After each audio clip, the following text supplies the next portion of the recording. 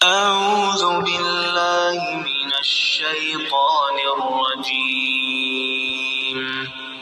بسم الله الرحمن الرحیم۔ اب بات کرتے ہیں نبی صلی اللہ علیہ وآلہ وسلم کی وفات کے بارے میں کہ نبی صلی اللہ علیہ وآلہ وسلم پر بھی ہمارے دنیاوی لحاظ سے ہماری دنیاوی زندگی کے حساب سے موت واقع ہو چکی ہے۔ تو نبی صلی اللہ علیہ وآلہ وسلم کی اس دنیا کے حساب سے وفات ہو چکی ہے۔ اس بارے میں عائشہ رضی اللہ تعالی عنہ کی روایت ہے کہ نبی صلی اللہ علیہ وآلہ وسلم اپنے آخر وقت میں میرے سینے سے ٹیک لگائے ہوئے تھے اور جب ان کی وفات ہوئی تو ایک طرف جھک گئے اور وفات ہو گئی، موت واقع ہو گئی۔ یہ روایت صحیح بخاری کے اندر 4459 نمبر پر ہے اور 1399 نمبر پر بھی موجود ہے صحیح بخاری کے اندر۔ اور اس کے علاوہ فاطمہ رضی اللہ تعالی عنہ نے انس رضی اللہ تعالی عنہ سے کہا کہ تمہارے دل نے کیسے برداشت کر لیا کہ نبی صلی اللہ علیہ وآلہ وسلم پر تم مٹی ڈال کر آ گئے۔ 4462 نمبر پر صحیح بخاری کے اندر یہ حدیث موجود ہے۔ اور اس کے علاوہ صحابہ نے کیا سمجھا، نبی صلی اللہ علیہ وآلہ وسلم کی وفات کے بارے میں صحابہ نے کیا سمجھا، اور ابو بکر رضی اللہ تعالیٰ عنہ کا خطبہ صحیح بخاری کے اندر وضاحت کے ساتھ موجود ہے۔ 4454 نمبر پر ابو بکر رضی اللہ تعالیٰ عنہ کا خطبہ کہ جب وہ اپنے اس گھر سے جو مدینہ شہر سے باہر تھا آئے مدینہ کے اندر نبی صلی اللہ علیہ وآلہ وسلم کی وفات کا سن کر، اور وہ آئے اور مسجد نبوی کے اندر جو خطبہ دیا، کیا کہا تھا ابو بکر رضی اللہ تعالیٰ عنہ؟ من کان منکم یعبد محمدا فإن محمدا قد مات ومن کان منکم یعبد اللہ فإن اللہ حی لا یموت۔ اے لوگو، جو تم میں سے محمد صلی اللہ علیہ وآلہ وسلم کی عبادت کرتا تھا تو وہ سمجھ لے کہ محمد صلی اللہ علیہ وآلہ وسلم پر موت واقع ہو چکی ہے، اور جو شخص اللہ تعالیٰ کی عبادت کرتا تھا تو وہ سن لے کہ اللہ تعالیٰ ہمیشہ زندہ رہنے والا ہے، اس پر کبھی موت واقع نہیں ہوگی۔ اور اس کے بعد انہوں نے قرآن مجید کی یہ آیت پڑھی تھی، سورہ آل عمران آیت نمبر 144، وما محمد الا رسول قد خلت من قبلہ الرسل افإن مات او قتل انقلبتم علی اعقابکم۔ اے لوگو، سن لو کہ محمد صلی اللہ علیہ وآلہ وسلم صرف اللہ کے رسول ہیں، اور ان سے پہلے بھی رسول گزر چکے ہیں، اور اگر ان پر موت واقع ہو جائے یا یہ قتل ہو جائے تو کیا تم اسلام سے پھر جاؤ گے؟ سورہ آل عمران میں یہ بات وضاحت سے ہے۔ اور ابو بکر صدیق رضی اللہ تعالیٰ عنہ نے جب یہ آیت پڑھی تو صحابہ کو پتہ چل گیا کہ نبی صلی اللہ علیہ وآلہ وسلم پر موت واقع ہو چکی ہے۔ اور نبی صلی اللہ علیہ وآلہ وسلم کی وفات کے بعد صحابہ کا سب سے پہلے جس بات پر اجماع ہوا وہ یہی بات تھی کہ نبی صلی اللہ علیہ وآلہ وسلم کی موت واقع ہو چکی ہے، اور ہمارے لحاظ سے، دنیا کے لحاظ سے وہ وفات پا چکے ہیں، اور جو آگے اور زندگی ہے اس کے اور ہمارے درمیان برزخ ہے، آڑ ہے۔ تو یہ آیت جو ابو بکر رضی اللہ تعالیٰ عنہ نے سنائی، اور اس کے علاوہ بھی آیات ہیں، جیسے سورہ انبیاء کے اندر یہ آیت موجود ہے قرآن مجید میں، جو کہ لوگ کہتے تھے غیر مسلم کہ یہ تمہاری ساری چہل پہل کس وجہ سے ہے؟ نبی صلی اللہ علیہ وآلہ وسلم کی وجہ سے ہے، اور جب ان کی وفات ہو جائے گی تو پھر تمہارا یہ سارا اسلام، یہ ساری باتیں ختم ہو جائیں گی۔ تو اللہ تبارک و تعالیٰ نے فرمایا وَمَا جَعَلْنَا لِبَشَرٍ مِّن قَبْلِكَ الْخُلْدَ أَفَإِن مِتَّ فَهُمُ الْخَالِدُونَ۔ اور ہم نے لوگوں کے لیے، بشر کے لیے اس سے پہلے، آپ سے پہلے یہ نہیں بنایا کہ وہ ہمیشہ زندہ رہتے ہوں۔ اگر آپ پر موت واقع ہوگی تو کیا یہ لوگ ہمیشہ زندہ رہیں گے؟ نبی صلی اللہ علیہ وآلہ وسلم کو مخاطب کر کے اللہ تبارک و تعالیٰ فرما رہا ہے کہ اگر آپ پر موت واقع ہوگی تو کیا یہ ہمیشہ زندہ رہیں گے؟ یعنی آپ پر بھی موت واقع ہونی ہے اور ان پر بھی ہونی ہے۔ اور اس سے الگ بات،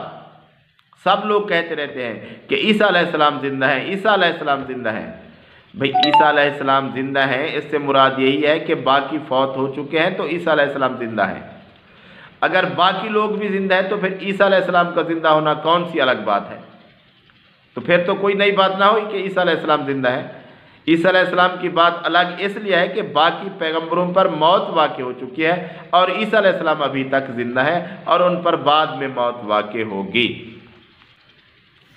تو یہ آیت قرآن مجید میں سورہ انبیاء کے اندر 34 نمبر پر موجود ہے، اور اس کے علاوہ ایک اور آیت سورہ زمر کے اندر آیت نمبر 30 اللہ تبارک و تعالیٰ نبی صلی اللہ علیہ وآلہ وسلم کو مخاطب کر کے فرماتا ہے اِنَّكَ مَيِّتٌ وَإِنَّهُمْ مَيِّتُونَ، آپ کو بھی موت آنی ہے اور ان کو سب کو بھی موت آنی ہے۔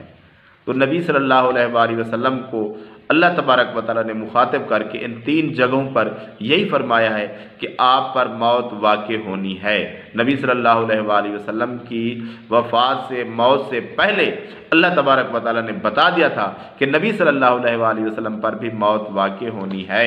کچھ لوگ ایک اور دلیل نبی صلی اللہ علیہ وآلہ وسلم کی زندگی کے بارے میں دیتے ہیں کہ اگر نبی صلی اللہ علیہ وآلہ وسلم کی وفات ہو چکی ہے تو ہم اتحیات کے اندر کیوں ان پر سلام السلام علیکہ ایھا النبی پڑھتے ہیں؟ تو اس کے لیے صحیح بخاری کے اندر روایت ہے جس کے اندر یہ اتحیات لکھی ہوئی ہے پوری۔ عبداللہ بن مسعود رضی اللہ تعالیٰ عنہ پوری اتحیات نبی صلی اللہ علیہ وآلہ وسلم سے روایت کرتے ہیں، اور اس کے بعد کہتے ہیں کہ نبی صلی اللہ علیہ وآلہ وسلم کی حیات کے اندر ہم اسی طرح پڑھتے تھے، لیکن جب آپ صلی اللہ علیہ وآلہ وسلم پر موت واقع ہو گئی تو اس کے بعد ہم غیب کا صیغہ استعمال کرتے تھے اور ہم پڑھتے تھے السلام علی النبی۔ یعنی صحابہ نے نبی صلی اللہ علیہ وآلہ وسلم کی وفات کے بعد جن کے ذہن میں یہ شبہ آیا کہ ہم مخاطب کا صیغہ استعمال کر رہے ہیں تو انہوں نے وہ صیغہ تبدیل کر دیا، کیونکہ ان کا یقین تھا، ایمان تھا کہ نبی صلی اللہ علیہ وآلہ وسلم کی موت واقع ہو چکی ہے، اس لیے انہوں نے السلام علیکہ ایھا النبی کی بجائے السلام علی النبی پڑھنا شروع کر دیا۔ اور کچھ صحابہ نے کہا کہ نہیں، جس طرح یہ توقیفی دعا نازل ہے اتحیات کی، ہم ویسے ہی پڑھیں گے، بے شک نبی صلی اللہ علیہ وآلہ وسلم کی وفات ہو چکی ہے، لیکن الفاظ ہم وہی ادا کریں گے جو ہمیں بتائے گئے ہیں۔ اور کچھ نے سوچا کہ نہیں، کیونکہ یہ مخاطب کا صیغہ بنتا ہے اور نبی صلی اللہ علیہ وآلہ وسلم کی تو موت واقع ہو چکی ہے، اس لیے ہم اس کو تبدیل کر دیتے ہیں، اور انہوں نے السلام علی النبی پڑھنا شروع کر دیا۔ تو یہ حدیث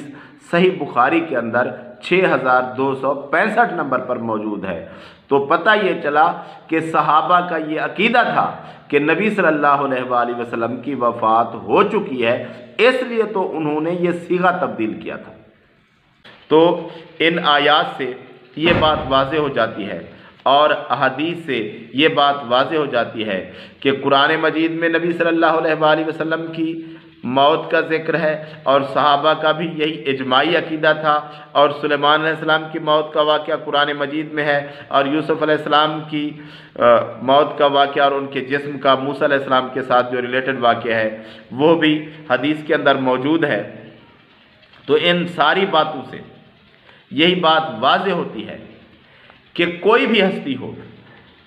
چاہے وہ شہید ہو، چاہے وہ صحابی ہو، چاہے وہ اللہ کا کوئی نبی ہو، موت سب کے لیے ہے، اور دنیاوی زندگی سب کی ختم ہونی ہے، سب نے اس دنیا سے چلے جانا ہے،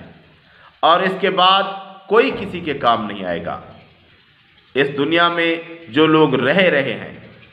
ان کی مدد کے لیے، ان کی پکار پر، ان کی مشکلیں حل کرنے کے لیے، ان کی بگڑی بنانا کے لیے، ان کی مشکل کشائی کے لیے کوئی شخص جس پر موت واقع ہو چکی ہے وہ مدد کرنے نہیں آئے گا، کیونکہ اس کا اس دنیا سے جو کنیکشن تھا وہ ختم ہو چکا۔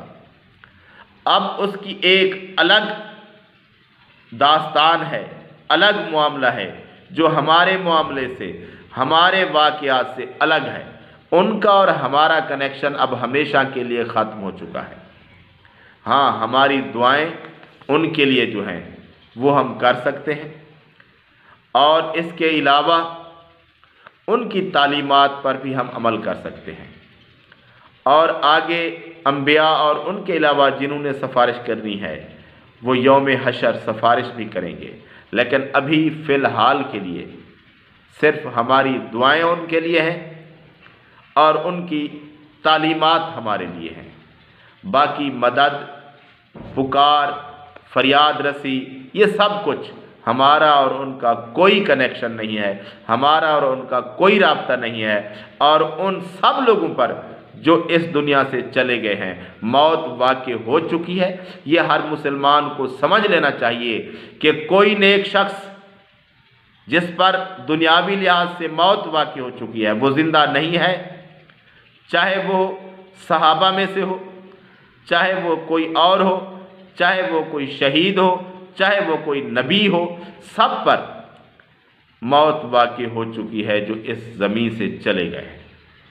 اب ہمارا اور ان کا رابطہ ختم ہو چکا ہے۔